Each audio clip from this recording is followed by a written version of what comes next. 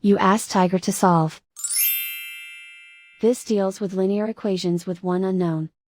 The final result is x equals 12. Let's solve it step by step. Simplify the expression.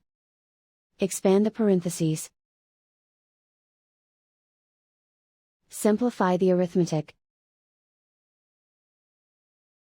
Group all constants on the right side of the equation. Subtract 22 from both sides.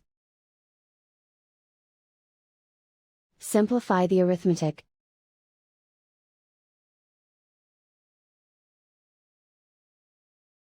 Convert the x into a positive number. Multiply both sides by -1.